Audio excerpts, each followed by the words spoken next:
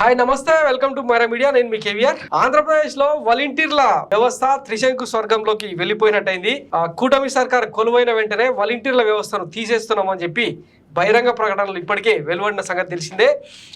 మొన్న జూలై 1న పెన్షన్ల పంపిణీలో వాలంటీర్లను వాడకపోవడం, కేవలం విలేజ్ సెక్రటేరియట్లను తీసుకెళ్లి ఇంటింటికి పెన్షన్ పంపిణీ చేయడంతో అసలు వాలంటీర్ల భవిష్యత్ ఏందన్నది ప్రశ్నార్థకంగా మారింది. ఈ నేపథ్యంలో రాష్ట్ర వ్యాప్తంగా ఉన్న 2.5 లక్షల మంది వాలంటీర్లు అందరూ కూడా ఈరోజు విజయవాడ వేదికగా తమ ధర్నాను, నిరసనను తెలియజేసే కార్యక్రమానికి శ్రీకారం చుట్టారు. అయితే ఎక్కడికక్కడ ఒక పోలీసుల సర్క్యులర్ జారీ అయిందనమాట. ప్రభుత్వ అనుమతి లేకుండా ఈ నిరసన కార్యక్రమం చేయడానికి వీల్లేదు, అట్లా కాదని చేసిన వాళ్లకు చట్ట ప్రకారం చర్యలు తీసుకోబడతాయని చెప్పి ఎక్కడికక్కడ స్టేషన్ హౌస్ ఆఫీసర్ పేరుతో సర్క్యులర్లు జారీ చేశారనమాట.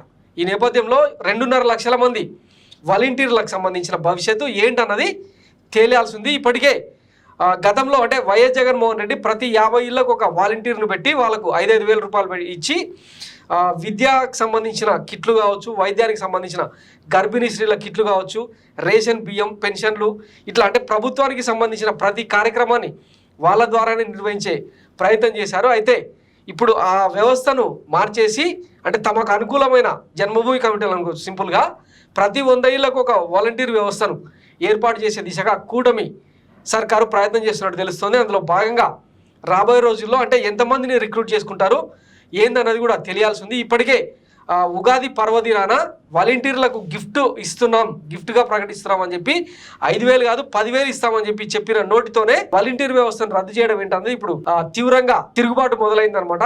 సో కూటమి సర్కార్ ఏర్పడ్డ తొలి నెల రోజుల్లోనే వాలంటీర్ల వ్యవస్థ తలనొప్పిగా మారినట్టయింది. ఈ నిరసన వైపు దారితీస్తుంది అన్నది వేచి చూద్దాం. Thanks for watching Myra media. నేను మీ కేవీఆర్. Thank you.